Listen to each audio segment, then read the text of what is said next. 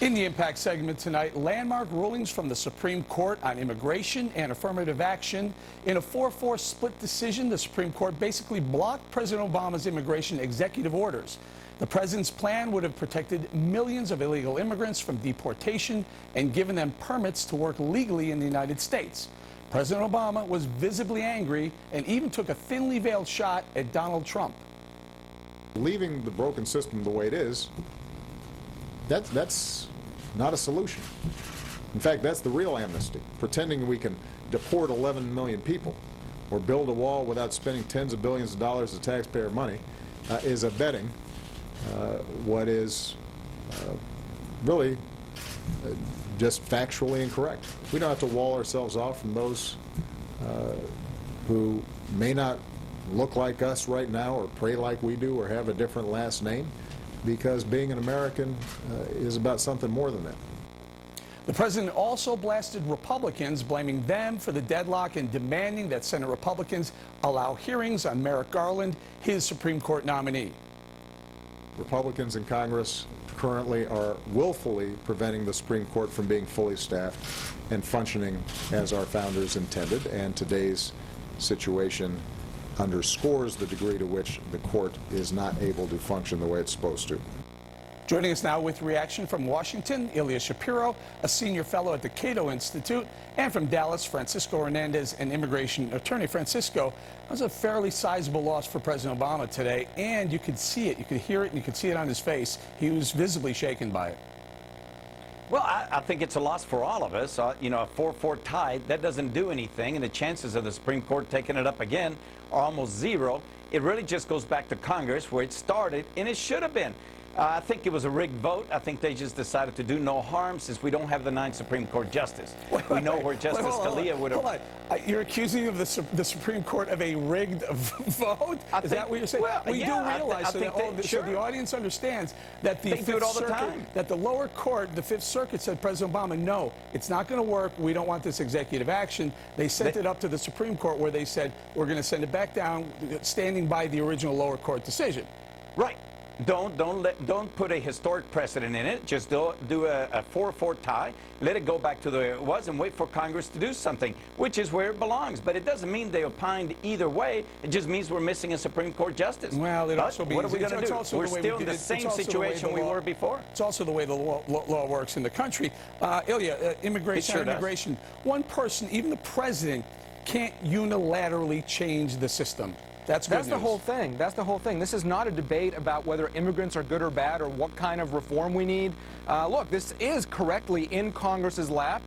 Roberto got that exactly right, but instead President Obama decided to rewrite the law, and that's why we're in this mess. Maybe if he had, at the very beginning, not ignored the separation of powers and other constitutional provisions throughout his entire tenure in every area, maybe then Congress would trust him and we could have an actual immigration reform. But again, it takes a law to change a law, and the Supreme Court is, if Scalia had been there, they would have struck it down 5-4, so no difference. Yeah, right, exactly. Well, in fact, this action was taken prior to Scalia's death, so this wasn't going to win anyway, Francisco. But could have happened, didn't happen. The difference is we have 8 Supreme Court justices.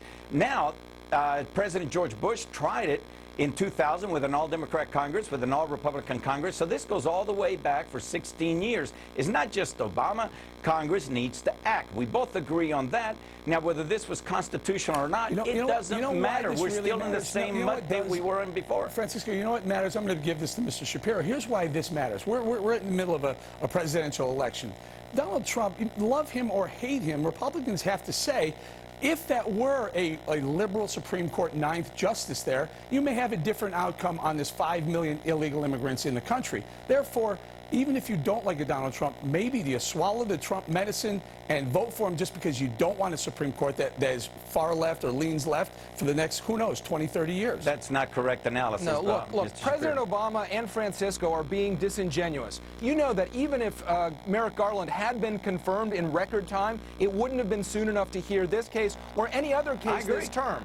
So I this agree is with not, you. again, you know, we can talk about what Congress should or shouldn't do or what it shouldn't have done under Bush or should have done under Obama, but the president, as President Obama himself recognized 23 times before he decided to implement this particular action, the president cannot rewrite the law by himself, regardless of what you think the law should be. Oh, come on. You're a constitutional scholar. You know for a fact that he vested no right on any of the DACA or DAPA recipients. There was no permanent right, no promise of anything. It was an executive order, and only Congress can give what you call any immigration so reform. this means absolutely I'm nothing not at a all? constitutional No, no, scholar, no, no, but no. you are. Exactly, and let me tell you, this challenge by Texas and the 26 states was not to prioritizing deportations of drug lords and gangbangers over people who are not violating any law other than not being in the country legally. That is still in place and continues. This is precisely about the new benefits and the new temporary rights, and the president can't do that with a stroke of a pen. Francisco. But it wasn't any right. He didn't give any temporary right. And second, we do give deferred action to drug dealers and drug lords all the time for cooperation. That's been going on for decades. So don't tell me we don't. We do. Now let's just do some serious immigration reform. Let's go back to Congress one more time.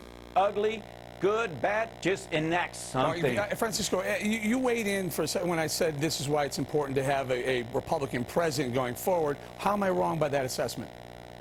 Oh, I agree. I think one branch ought to be the opposite party or the other branch. Anytime you have the same party on both sides, you just get stupid things happening. All right, I don't know what that means. But let's move on to the other action that came down today from the Supreme Court. It's a constitutional term. Ilya, I understand. I want to talk about affirmative action. Yeah. This may have been seen as a win for President Obama, Ilya?